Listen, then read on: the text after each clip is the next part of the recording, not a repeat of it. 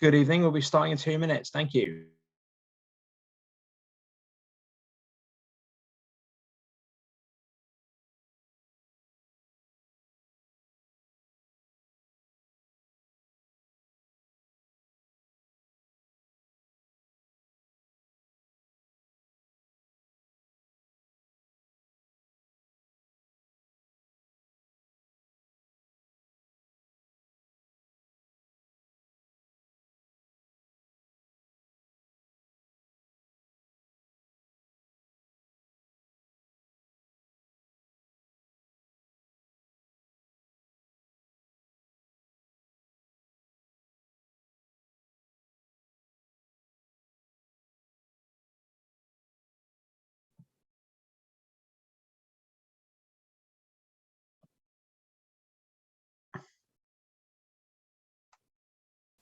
Hello, good evening. We'll be starting the rally in a few seconds, but as per all National Education Union calls, we have a number of accessibility features that are available to you. At the bottom of the screen, you'll see a button that says closed captions.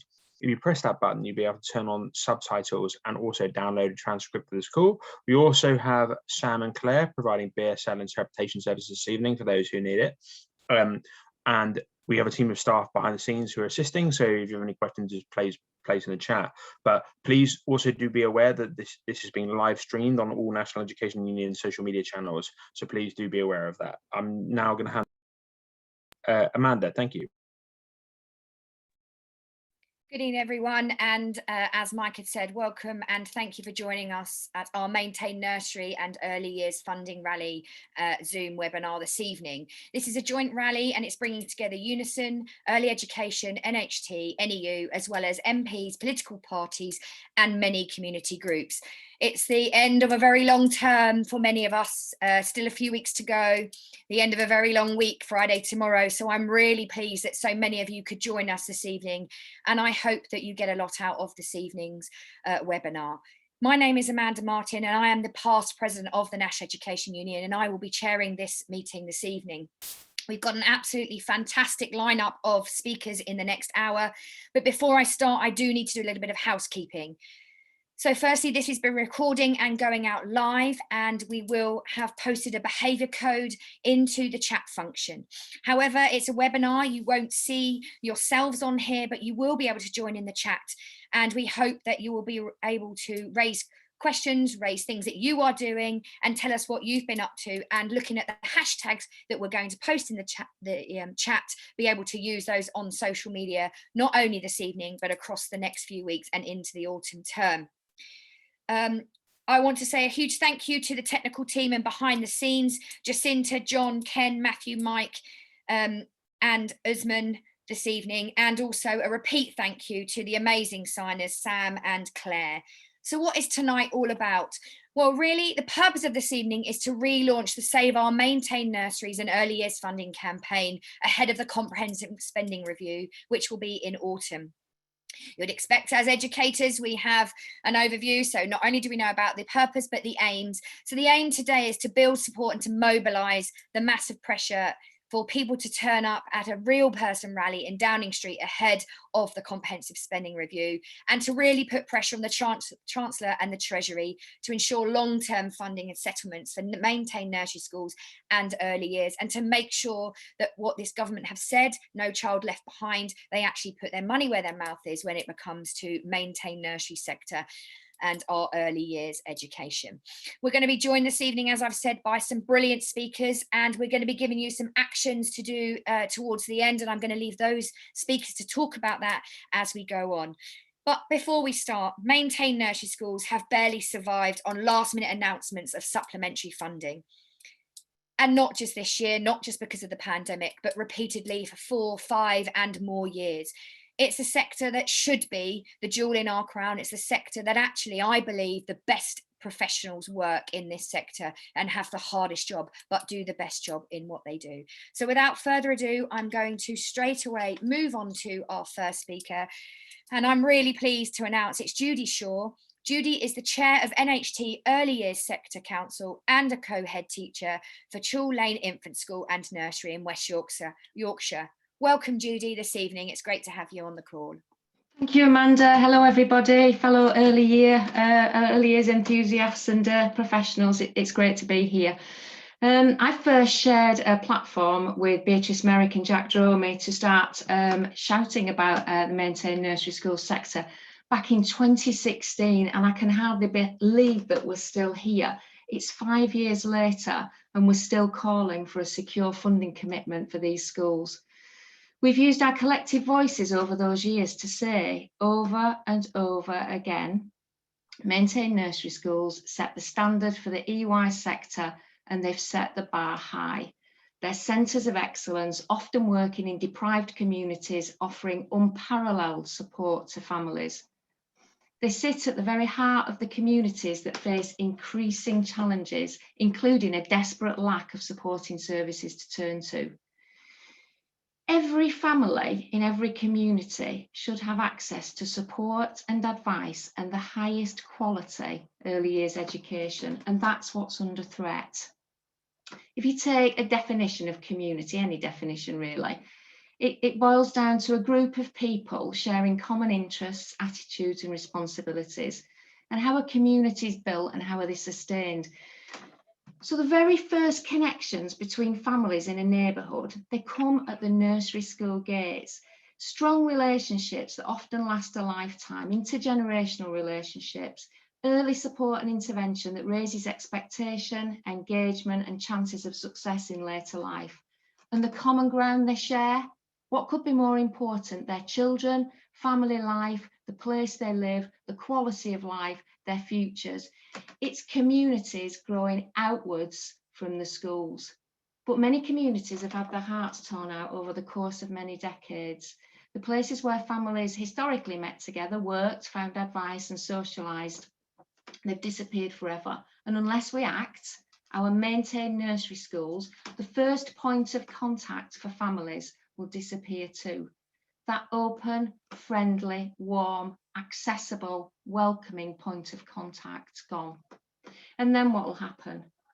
We know that strong, thriving communities care and provide for their own. There's trust, there's support, there's hope, and there's less opportunity for malign forces that would bring disengagement and despair. To those who say that maintained nursery schools are not viable, I'm going to say that they're vital. We know that early years education is the critical point for intervention to improve the life chances of children from disadvantaged backgrounds, but, and this is key, but it's the quality of that provision that makes all the difference in whether the intervention is successful. And the government, over and over again, ignores the fact that early years settings come in all shapes and sizes, and some have legitimately higher costs than others. The funding arrangements still remain the same as in 2018, i.e. they get this supplementary funding to recognise their additional costs, but it remains based on historic funding decisions taken by LAs, and there are huge geographical discrepancies. Even with this supplementary funding, we know that many are struggling to survive, so it's clearly not working for all. We've seen further closures since 2018, and now they've got the COVID costs to deal with pretty much no financial support at all. Government continues to just extend the supplementary funding each year, but it's inadequate, and it gives maintained nursery schools no long-term security whatsoever.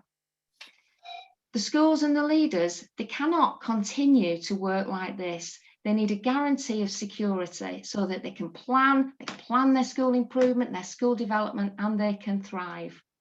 And you know, the government commitment, it isn't just for that security. It's also to give the recognition they deserve for the exemplary work that they do. You know, leading a school, any school, through this pandemic has been unbelievably challenging. I've almost lost the plot several times. How maintained nursery school leaders have led their schools through this with the added pressures of that lack of security, lack of funding, lack of recognition, I don't know. And tonight I want to take my hat off to them. I'm absolutely delighted that we're relaunching this campaign with a big bang. Let's make a heck of a lot of noise, and let's be absolutely doggedly determined to press our very clear message wherever we can and whenever we can. You know, in a world where government had its priorities right, we wouldn't be campaigning now to save our nursery schools. We'd be celebrating the announcement of a massive expansion into every community. I'm going to be signing the letter and I'm going to be marching to Downing Street in the autumn ahead of the comprehensive spending review. I really hope to see as many people there as possible. Thank you. Thanks very much, Judy. And, you know, exactly like Judy said, this is not new. It's been going on since 2016 and before that. And how everyone is surviving, particularly with all the pandemic in additional costs, is just amazing. So a huge thank you, but also we need to work together to make some changes. My next speaker this evening, I'm really pleased to announce, is a nursery nurse and a Unison member, and she's from York, and it's Julie Forgan. Good evening, Julie. Welcome this evening. Hello, sorry. That's okay. Yeah, the campaign to save early years education has to be right across the sector. Many school nurseries face restructures and redundancies. Our sector is diverse, and the drive to privatisation and the pursuit of a profit within early years has seen maintained nurseries and other state provision come under sustained attack. But the PVI sector is also seeing settings close, as lack of funding makes them financially unviable. We need unity and a drive for increased unionisation among nursery workers to truly confront the attacks and defend members' jobs and pay and children's rights to quality nursery provision.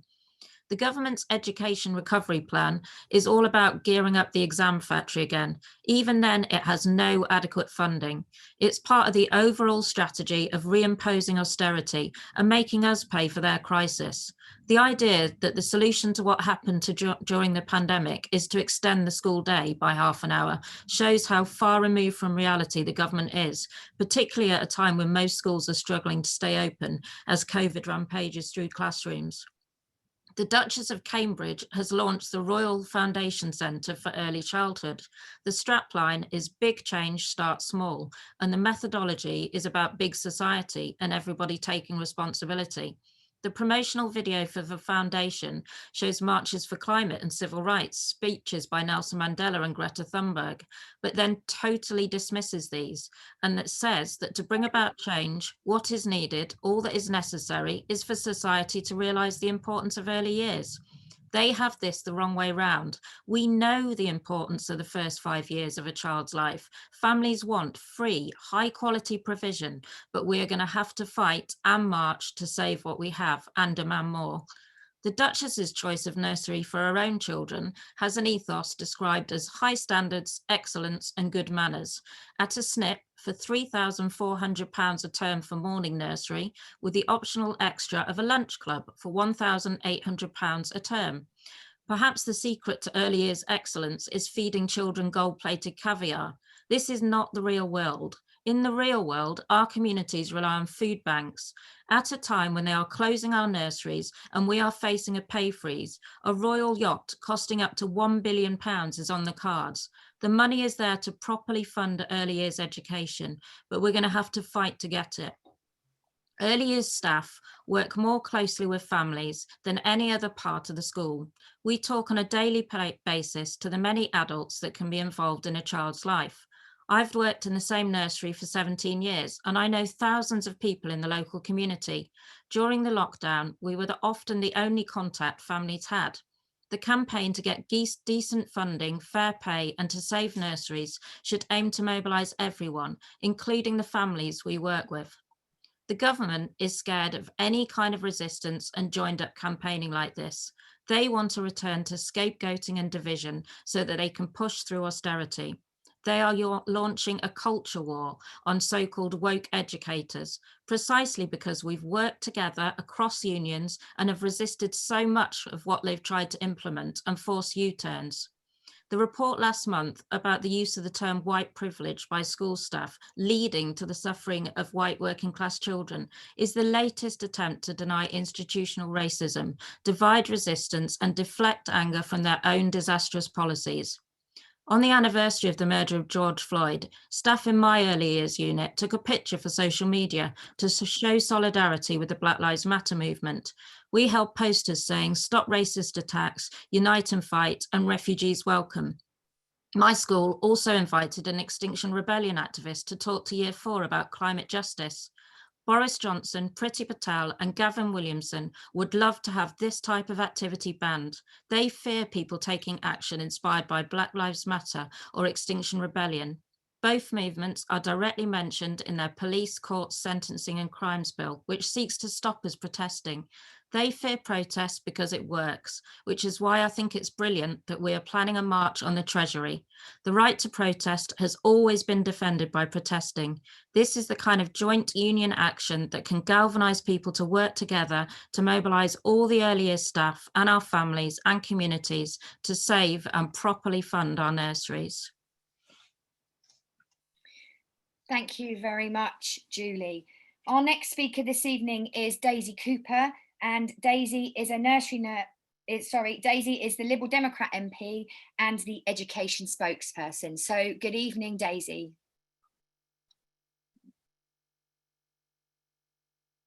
Daisy on the call? She's not on the call. Okay, I will come back to Daisy. We will move on to Simon Holmes. Is he on the call?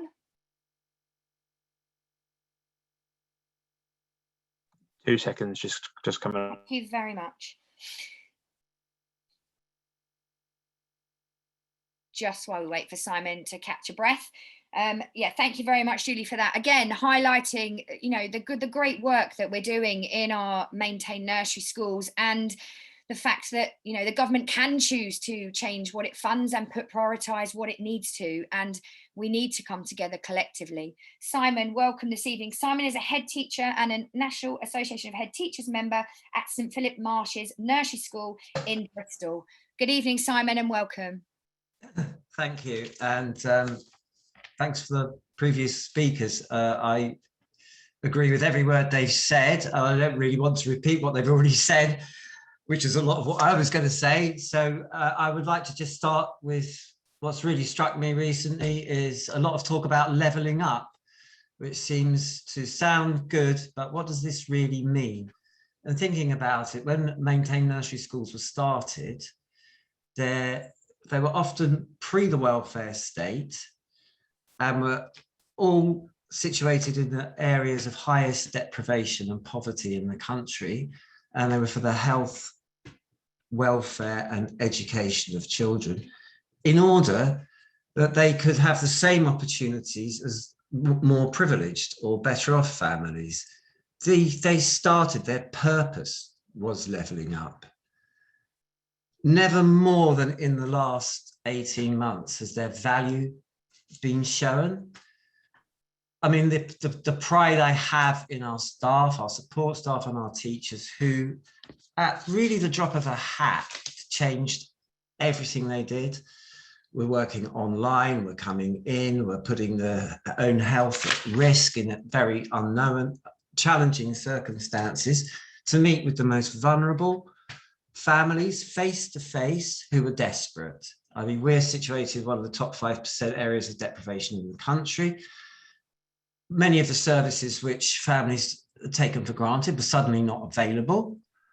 The only place that was available and open with people that were trusted and people that could connect and do something were the maintained nursery schools.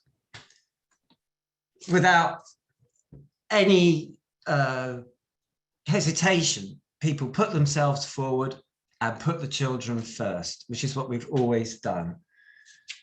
We feel that we're invisible somehow during all of this.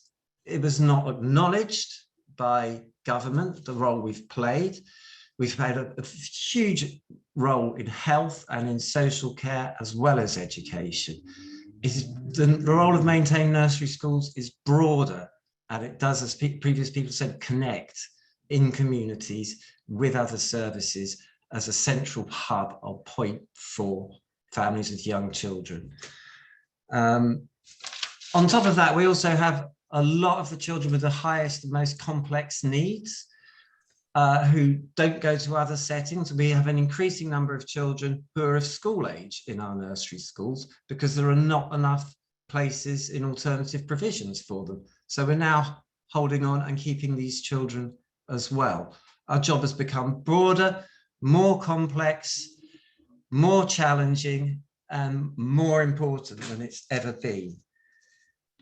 We keep hearing about promises of a spending review and looking at a funding formula which will sustain nursery schools and recognise their value, but somehow it never happens.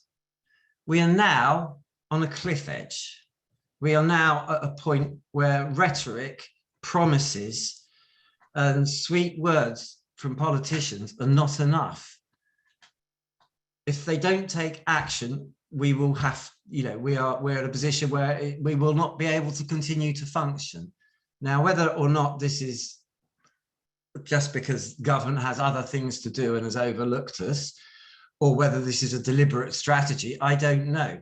But the reality is that's where we're at. So the time for talking stopped, and the time for action is now. So I think that we need to make our voices ever clearer, ever louder, and spread it more and more in our communities, exactly what is happening, exactly what we're facing, and what needs to happen. Because levelling up is not happening. What we'll be having is pushing down more inequality, more deprivation, less opportunities, poorer health, poorer outcomes for our children.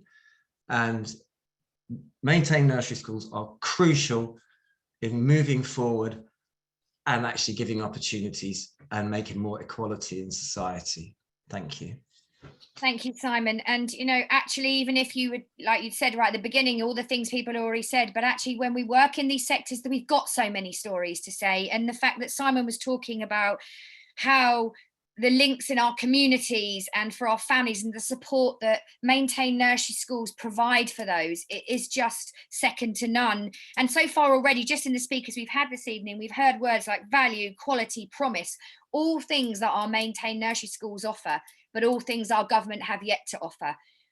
So I think, there's a running theme through here, and coming together is the way that we are able to deal with this and to hopefully move on. Our next speaker this evening is Vix Lothian. She is the Green Party education spokesperson. So welcome, Vix.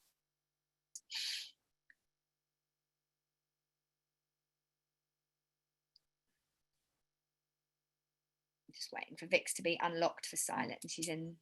There you go. Hi. Thanks so much for joining us this evening. Thank you. Thank you very much, Amanda. It's a privilege to be joining you from my home and hopefully at Downing Street in the rally in the autumn as well. I'm a parent, I'm a teacher, I'm an NEU member, and I'm the Green Party spokesperson for Education and Lifelong Learning, which is a new title bestowed last month. And it's to reflect that the Green Party emphasise that education doesn't just happen in schools and universities, but for adults and for parents and the formative years from birth to age 5. We can't ignore and forget our early years provision. And the last 18 months have made it very clear that we live in uncertain times. The pandemic, the health crisis, the economic challenges, and the education debacles have shone a light on our public services and how critical they are for a civilised, a safe and a functioning society, and how long they've been ignored by successive governments. And this crisis is not new. It's the result of action over many years. And whilst media channels and the rolling TV news have reported COVID cases, safety measures and difficulties faced in schools and colleges, too little has been mentioned and explained of the crisis in our early years. And this is why today we've got to put this right, and we must right this wrong.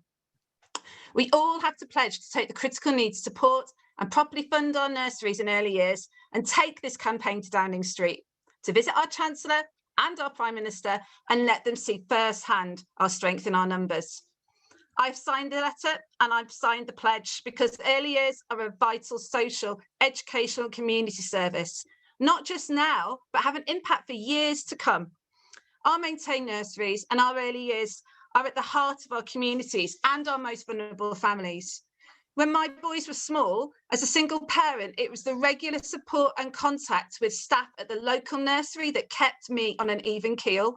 Their efforts for me and for my kids did not go unnoticed, and we still talk about nursery a decade later. Usually when I come on this to talk about early years, it's to demand less testing, it's to demand fewer pressures and more time for our kids to play. And it's frankly devastating to have to be here for basics and for survival. But the reality is that the long-term future of our nursery schools is seriously at risk, with huge deficits and serious financial recoveries in place. What does it say about this country, this government, that they can find millions of pounds for royal yachts and oil subsidies for their industry, but not enough money for toddlers to be able to carry on at their local nursery? Now, it should be simple, but nursery funding is complex, with no consistency or fairness from area to area, and no certainty for early years providers and parents to make plans. Our maintained nursery schools work in the most deprived areas with a high proportion of SEND kids and provide a top quality service to our vulnerable communities. What will happen if they can't continue? As a secondary school teacher myself, during the pandemic, when our schools were closed to a large number of children, it was brought home to government, the media and politicians that our schools are not just places of education, but our teachers are social workers. We're advisors, we're at the heart of our communities. And the same has to be said for our maintained nursery schools and early years providers. The entire sector were left out of the COVID cost funding by government, and further inaction on long-term funding is leading to the crisis that we're all hearing about this evening. And not just an education crisis, but a social, a health, a housing, a crisis of a generation of young people. Now, I've stood with you and other Green Party campaigners at rallies before outside Downing Street to get support for special educational needs and disabilities. I've spoken at a rally outside Downing Street in support of play, not test for 4-year-olds and to keep our early years unique. I've spoken in Westminster alongside Jeremy Corbyn and Sadiq Khan's campaign to stop school cuts and fund schools fairly. And I hope to again be all with you in London in the autumn to demand a sustainable long-term settlement for our maintained nurseries and early years, and to exercise our hard-fought right to protest for everything we value the most. Finally, we know how fond Boris Johnson and Ekin Jacob Rees-Mogg are at jumping on a football jingoistic bandwagon. Well, Mr. Johnson and Mr. Sunak, we're telling you this evening that it is coming home, to your home, to Downing Street, because we know where you live. We pledge to support our kids and our communities and get thousands of these letters signed and bring them to your home in the autumn, because early years matter. And if you don't fully appreciate that now, you soon will. Thank you, everybody, so much for coming this evening and supporting this campaign. Thank you very much, Vix. And, you know, even if we just take from the first few words of Vix, lifelong learning, and we know the best start in life for lifelong learning is good maintained nurseries and early years education. So thank you very much, Vix. Before I bring in the next speaker, I just need to give an apology from Jack Dromey MP. We already heard him mentioned from Judy this evening when she spoke about how she'd been working with him and others since 2015. Jack is the Labour MP and chair of the all-party parliamentary nursery schools and nursery reception classes group.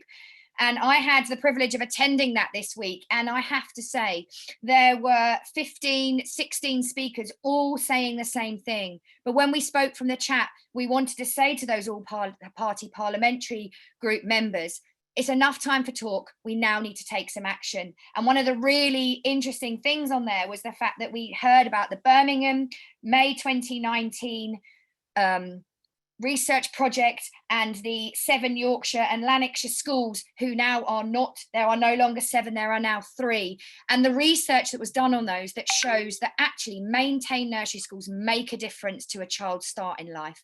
And so I think those are the messages we need to get out. The research is there, the heartfelt knowledge is there. So we need to make sure that we are getting those messages across, which I think we're doing this evening. So without further ado, the next speaker this evening is Daisy Cooper. Daisy is the Liberal Democrat MP and education spokesperson. So welcome this evening, Daisy. Thanks for your time. Thank you very much, Amanda, and thanks ever so much for having me. I'm so pleased to see you've got 115 people on this call, and I was really pleased to get the invite because it's just so important we get this campaign up and running again. You know what, the hashtag says it all, doesn't it? You know, this is about funding children's futures, and there is literally nothing more important and nothing more precious than doing precisely that. Especially after the last 15 months that we've had, 15 really precious months in the lives of some very small children, 15 months which they not really going to get back. And asking for a long-term settlement is just such a no-brainer. If you look at the value of maintained nurseries, and all of you know this, you're working primarily in deprived areas, you provide more special educational needs support. On average, staff have higher qualifications. It is a tick, tick, tick scenario where it's absolute non-brainer to provide that long-term settlement, and you're providing such amazing value for money. I think I said at a previous rally that as a party, Liberal Democrats take this so seriously. In our manifesto for the 2019 general election, I think investment in early years was our largest spending commitment that we made, because we recognise just how important that investment is. If you invest in children in those early years, then of course it's going to carry them through for the rest of their lives. So I was really shocked to see the statistics that the NEU provided about, I think almost half of maintained nurseries are now running a deficit, and of a whopping 75,000. I mean, that's really real kind of critical territory. Really, really genuinely shocked to see those figures.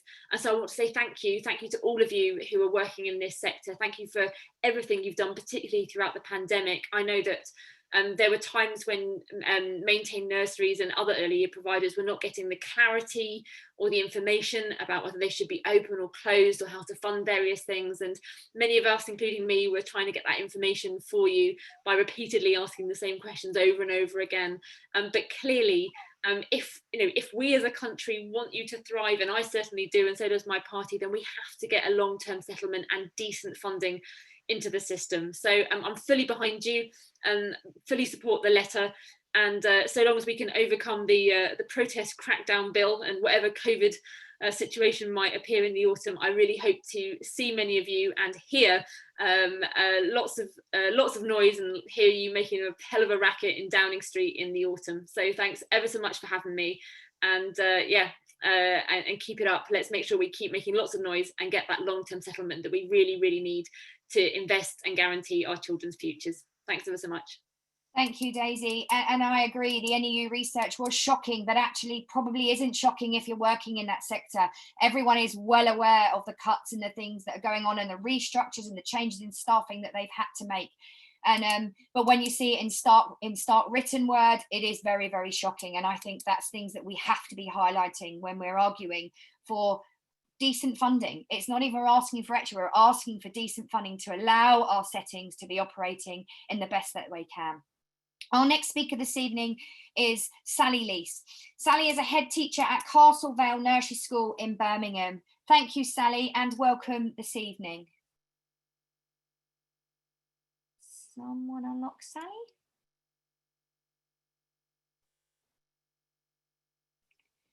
Mike, can you let me know if we've got Sally on the line? If not, I'll move on to the next. We'll come back to Sally, and we'll move on to, I don't think she probably needs very much introduction, because if you are involved in this sector, you would have absolutely come across Beatrice and the fantastic work that she is doing as the Chief Executive of Early Education. So Beatrice Merrick, please welcome to this evening. Thank you very much, Amanda. And I'm going to follow up what people have said by saying a little bit more about that research that we did with NEU, NAHT in unison, and also some more facts and figures, because I think the speakers we've heard so far have talked about the real experience with families, but it's sometimes helpful to focus on figures in terms of influencing politicians. And also, people have said to us, we really need to know what the situation is. Well, the situation is that we have 3 maintained nursery schools which are due to close this year, where the consultation process has gone through and those closures are confirmed. And that's Head and Lahole Nursery School in Sunderland, St Mary's Community Nursery School in Chester, and Harry Roberts Nursery School in Tower Hamlets in London. But that's just the tip of the iceberg. Back in 1986, there were nearly 600 maintained nursery schools in England. They've closed at an average rate of over 5 a year since then. So this is not just a short-term problem. This is a really long-term trend. By September, we will only have 385, and many of those are in a huge state of financial insecurity. So The DfE's own figures about deficits show that whereas in 2009-10, 3.5% of nursery schools had a deficit. By 2019-20, that had risen to 20.8%. And the combined deficit just in that final year between 2018-19 and 19-20 rose from 6.7 million to over 8.8 million that year. So this is an increasing trend and a serious trend. And that was before the pandemic hit. Our research earlier that year found, and that people have quoted this already, that as many as 46% were in deficit by March 2021 as a result of the additional costs and the loss of income resulting from COVID-19. So I know government thinks that we've been saying for years, oh, we're on the brink of closure, we're on the brink of closure. And this figures show that actually nursery schools have been on the brink of closure and have been closing for 35 years. But we are now in a completely, sorry to use that word that's been so overused, unprecedented situation. The idea that nearly half of our nursery schools are in deficit. Now, admittedly, some of those are only just in deficit, but some have deficits of tens or hundreds of thousands of pounds. That has an impact. That puts so many schools in danger of closure. But even where it doesn't, even tonight, I've just seen a message from a head teacher saying, I can't be on the call tonight because I'm in the governor's meeting agreeing redundancies. This is real, this is happening now. We did a survey just last month to find out, because people were starting to tell us, we know we've always been the place of last resort for children with SEND who no other schools or nurseries will take. But we just can't do it anymore. We're down to minimum ratios. We haven't got the capacity. And that was absolutely borne out in the survey findings. So because high needs funding is getting harder to obtain, over 40% said that that was getting harder to get. Staff cuts are affecting more than a third of schools and at their ability to take children. And cuts by local authorities to some of the reserved places and specialist provision is also taking away those guaranteed places which children with SEND so desperately need.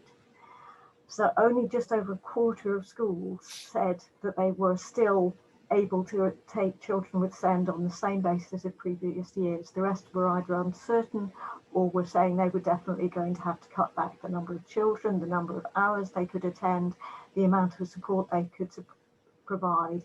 It affects quality, not just for the children with SEND, but for all children. It affects staff who are operating way above.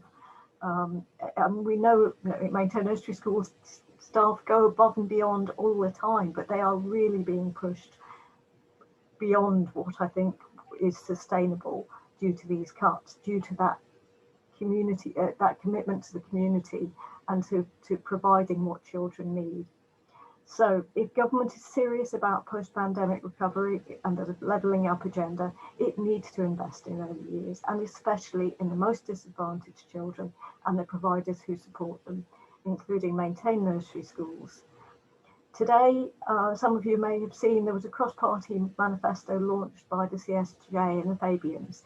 So we can treat this as a non-political, non-partisan issue, and we absolutely need to. We've got to take early years policy out of this partisan system and get all parties to agree to invest in a long-term stable infrastructure for our children's future, and especially in maintained nursery schools. Thank you so much, Beatrice, and you know, thank you. Your research provides us the backdrop to the reality that we face every day in our settings, and it's really good to feel we know what it's like, but it's good to see that the research and the education research that you do backs that up. So thank you very much on behalf of all of us working in the sector. I am now going to bring in Sally. Thank you, Sally, for joining us. Sally Lease is a head teacher at Castlevale Nursery School in Birmingham. Welcome, Sally, this evening. Can you unlock Sally, please? Thank you. Thank you. Hi. Yes, Sally Lee's from Castlevale in Birmingham. And if some of you have attended these things before, you're probably thinking, not her again. And I'm thinking exactly the same. I often say, I really don't think anybody wants to hear anything else from me. What else have I got to say? And they said, yes, no, please do. And that made me realise quite how long we've been fighting the exact same campaign. Jack Dromey, who's been spoken about quite a bit tonight and is such a supporter of this, happens to be the MP for my nursery school. And I raised the issue when the single funding formula came out about the detrimental effect this would be to nursery schools, probably 5-6 years ago. And he promised me 6 months of campaigning. He says, I'm a very busy man, I'm really passionate about this. 6 months. And I don't think either of us knew we'd still be working on this exact same campaign this long after. Just think what other campaigns we could have done in that time. He's really supportive, but it's ridiculous that we're still arguing the same thing, extension after extension. And one thing this pandemic has shown, and my primary and secondary colleagues get it, is how important the early years are and how concerned they are about the children that have missed out. One primary colleague said, they don't call it the foundation stage for nothing. And this is a sector-wide issue, not just a maintained nursery school issue. We need to stand together because our colleagues get it, we get it, and I'm not sure our government gets it. They seem to think that children arrive at 5 and that's where they need to put their funding. And we need to campaign and carry on this campaign. Yes, get the maintained nursery school supplementary funding going, but we also need to make them realise that children do not arrive at 5. We need to secure the maintained nursery school funding adequately and for the long term, and then hold those schools to account to help the early years sector and improve the early years sector as a whole, because the whole sector has been woefully underfunded. And every sector, every part of the sector is trying to do their best for children. But at the moment, that's all they can do is their best in a scenario that isn't ideal. So we need to fund the maintained nursery schools. We need to use the maintained nursery schools. But these children don't arrive at 5. They've been somewhere. And so we need to adequately fund 2, 3 and 4-year-olds across the board so everybody can do their best for them. And then on that, which has already been mentioned previously, but is so important, is children with SEND do not arrive at 5. However, the support funding, finance and specialist services most often do, or don't, because there isn't any space for them, as has been mentioned. They need to be supported pre-5 because they don't arrive at 5. The government's agenda, because let's get this right now. It's a shame, but let's use the devastating effect these last 18 months have had on our youngest children to show where this government's priorities need to be. And that is not throwing money constantly at school-age children because they don't arrive at 5. But if we get it right and put that money, that support, that focus into early years, when they do arrive at 5, they'll have had the foundations for life and learning that they need. So I will be supporting this campaign. Hopefully, well, I will be marching on Downing Street with my placard and making this government realise that there are a lot of children out there because they don't arrive at 5. Thank you. Thank you very much, Sally. And just one comment to make on what you've said, because it's always inspiring. Never, ever apologise for your passion. It is not your place to be apologising. It is the Treasury. Without further ado, I'm going to move on to our next speaker, which is John McDonnell MP. Welcome, John, this evening, and thank you for joining us on behalf of the Labour Party. Someone can unlock John, that would be lovely. Thanks, you. Amanda. Thanks, Amanda. Look, can I just briefly explain why this period up until October and the demonstration in October is absolutely critical? What happens in government is that you have budgets, but then you have a comprehensive spending review. So this autumn, Rishi Sunak, the Chancellor, along with the whole of the Cabinet, will be undertaking their spending review, and they'll be making the decisions about expenditure, well, for the rest of this administration. So this is the key decision-making time. So it's absolutely critical that we influence that agenda. We've got a window of opportunity that we've got to seize. Now, for me, look, I represent a multicultural working class community in West London. I chaired the early years partnership in my community for about 5 years. I worked with all the different settings. I've got a fantastic maintained nursery school in Macmillan Nursery, Early Excellence Centre, and it's just wonderful. And it is moving what people have said tonight, but Macmillan for me it's the foundation for the community. It deals with a whole range of issues. The children, of course, but also the families drawn in. It's an incredible asset. And yes, they are more expensive because we employ fully qualified staff. That's what our children need, especially when we're dealing with SEND children as well. So this is absolutely key to me. Now, what I'd like people to do, Amanda, if possible, is we've got to build for this demonstration in October. The government told us when we were campaigning on this 4 years ago, they told us they recognise the importance of maintained nurseries. Then 2 years ago, when we all lobbied, they told us they'd give us a long-term financial settlement. That's what we need. We're just saying to them, we've won the argument with you, we know. Now just deliver the promise you gave us. And this isn't party political, just deliver what you promised us. That's all we're asking for. So I'm asking people, what would be really helpful is if after this session, if you could contact your local MP and just say, this is so important to us, so important to our community. Can you join us in October when we go along to try and urge the Chancellor and the Prime Minister to just deliver on their promise? And in that way, you know, I think we could secure an enormous victory that will lay the foundations for the long-term future for this sector. So thanks for asking me to speak. It's just been moving listening to people, but we've got to be really determined now. And so that focus on October is absolutely key. Solidarity. Brilliant. Thank you, John. And thanks for those very wise words. And we know that you will be on this campaign trail with us all of the way. Our last speaker this evening is Emma Stapley. She is a maintained nursery school teacher and the National Education Union rep at Oliver Thomas Nursery School in Newham. Welcome, Emma, this evening. Hi, can you hear me? Yes, I can. Excellent. Yeah, so like you say, my name's Emma and I have been working in a nursery school for 3 years. I only qualified 3 years ago, so I kind of feel like I'm in my early years compared to everyone else who's spoken tonight. But I just kind of wanted to talk a little bit about why I chose a maintained nursery school to start my education as a teacher and what I've learned since in that short time.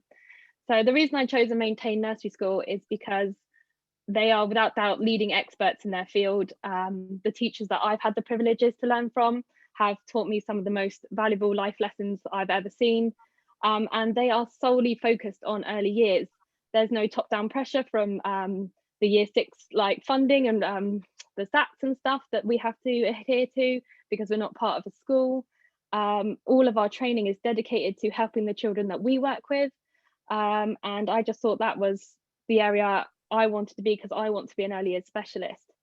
So the picture at my current nursery school is we have 3 rooms for the 3 to 4 year olds and 1 room for the 2-year-old provision. We work with 3 qualified teachers that are directly linked to the children. Then we also have a Senko who's a qualified teacher and currently 2 co-heads. We're also really lucky because we have a trainee teacher with us this year and she's had some fantastic lessons working with us and she's seen some great development. Our school characteristics, our pupil characteristics are built up. We have 1/4 of our children have special educational needs, 80% of our children have EAL, and many of our children come in under the early years pupil premium.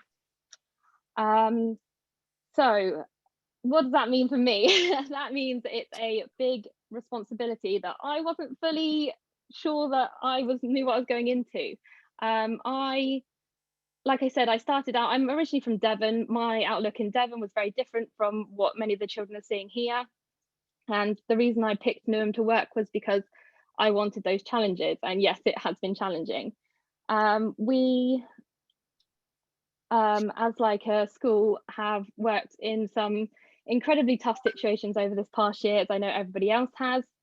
And it's only going to get tougher because of the budgets and the shortages that we are facing. So I'm really lucky, like I say, to work with highly skilled, highly trained staff. The lady who was speaking before me said arrive at 5. We know the pinch point of that more than most, I think, because we understand that they definitely don't arrive at 5, like she said. We work with a lot of SEND children who are on waiting lists to get on waiting lists, basically, to be seen and diagnosed and have the support and funding that they need. So what that means in the meantime is we have to pick up all the slack. We have to be specialised SEND teachers as well as early year teachers so that they can get the best start in life.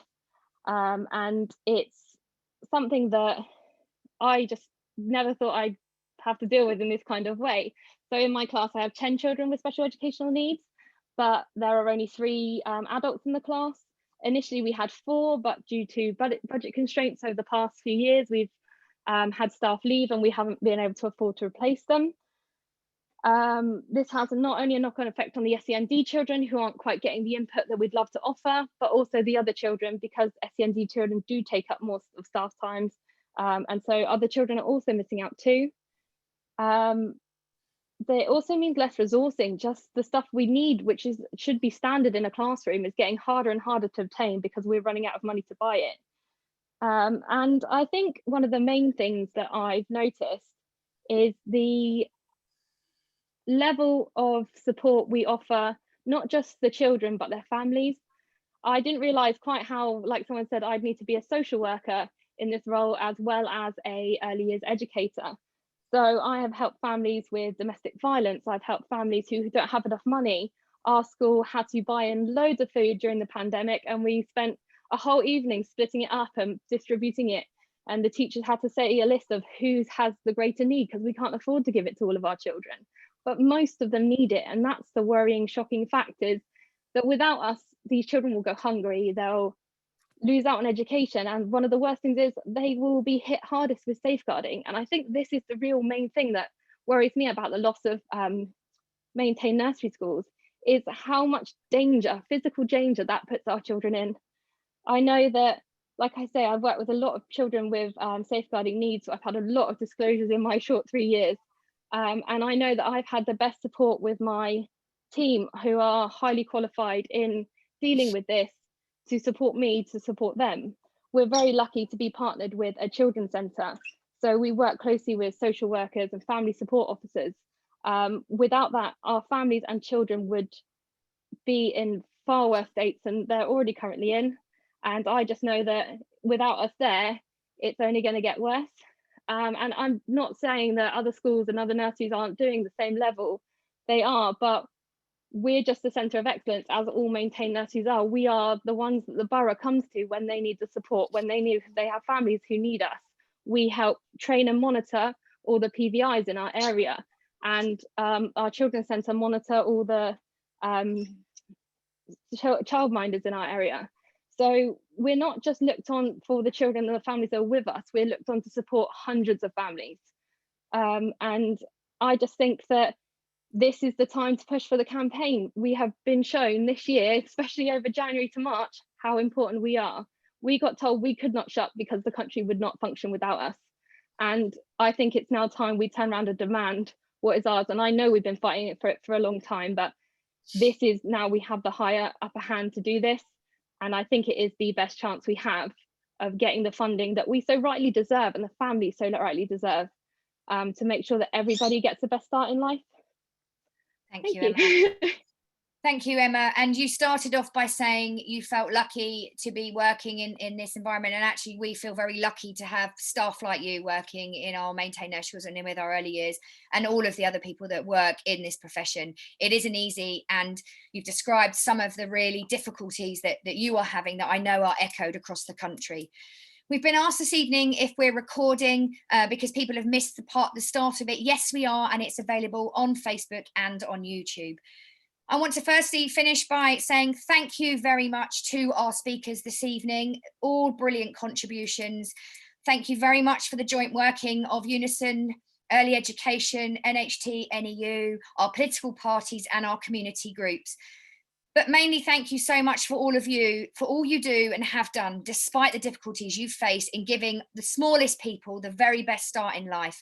Your day should absolutely not be spent juggling money, making staff cuts, but looking at innovative ways to develop and really bring our children's early education on to the best it can be.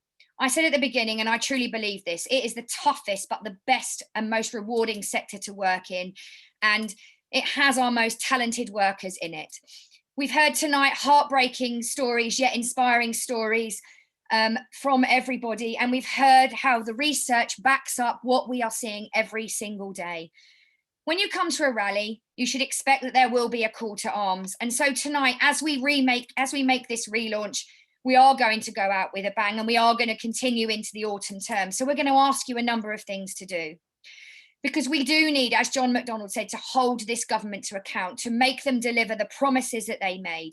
So invite your MPs and councillors, your mayors into your settings, publicise this on social media. All of these people are elected and all of them are serving our communities. So publicise it, write letters to your local newspaper, send photos in, and really make it so that these MPs and councillors and people that are working in the political sphere that can begin to put pressure on government can see what a difference your setting makes.